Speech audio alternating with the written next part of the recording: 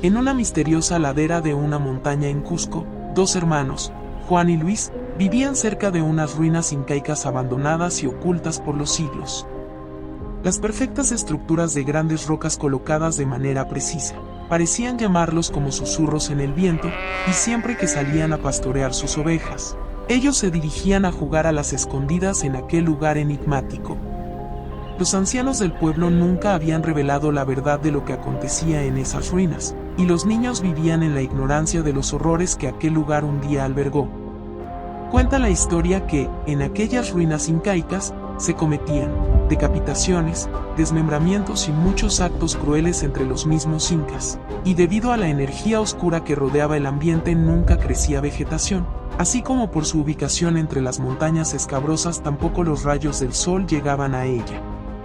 Un día los dos hermanos se encontraban jugando como era de costumbre en aquellas ruinas, pero de pronto el cielo se cubrió de nubes oscuras y comenzó una fina llovizna.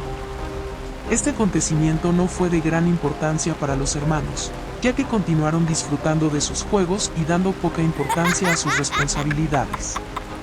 Mientras Juan corría y se escondía, por otro lado, Luis sintió una mano helada que tocó su espalda. Al darse vuelta no había nadie, pero pensó que su hermano le estaba haciendo una broma. Entonces fue en busca de Juan hasta que sintió un golpe en la cabeza. Nuevamente al darse vuelta no había nadie. Pero en esta ocasión Luis tuvo una extraña sensación de miedo, por lo que comenzó a gritarle a su hermano Juan que ya no era gracioso lo que estaba haciendo y que iba a dejar de jugar.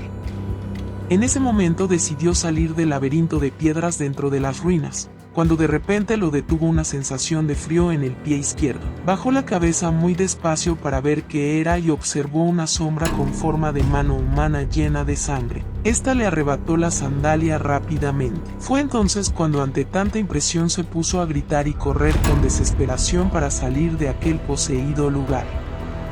Totalmente alterado y llorando, trató de escapar del laberinto, pero las paredes parecían haber cambiado. Eran más altas y oscuras, y el cielo se veía azul y extrañamente tranquilo. Hasta que llegó a lo que parecía ser una puerta dorada muy grande.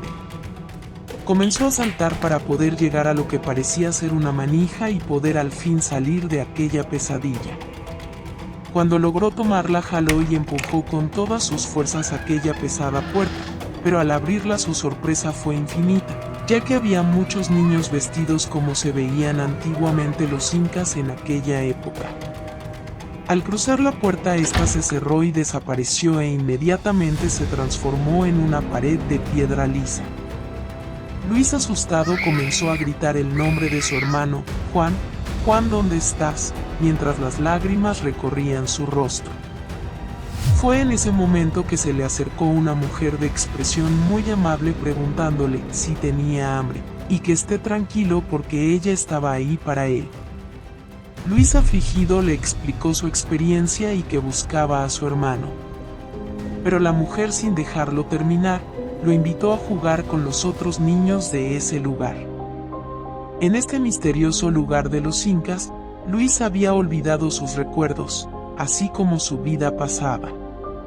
A pesar de toda la diversión que experimentaba con aquellos niños, nunca pudo evitar sentir que algo no estaba bien. Al otro lado del laberinto su hermano Juan lo buscaba con desesperación hasta que llegó a una parte de la ruina en donde encontró una sandalia ensangrentada. Sin conocer qué es lo que había pasado, regresó rápidamente a su casa, para contarle a sus padres lo que había sucedido.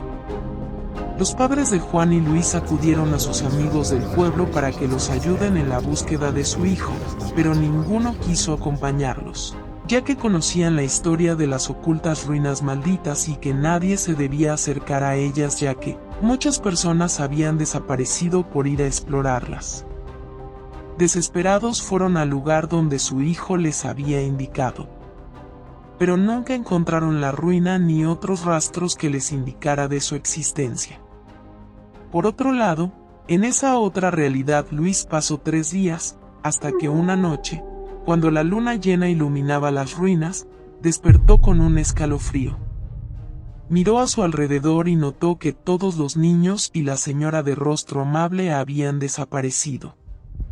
con el corazón latiendo con fuerza, se aventuró en las sombras encontrando una habitación detrás de una puerta oculta. Cuando la abrió encontró a los niños, atados y asustados, siendo preparados para un oscuro ritual.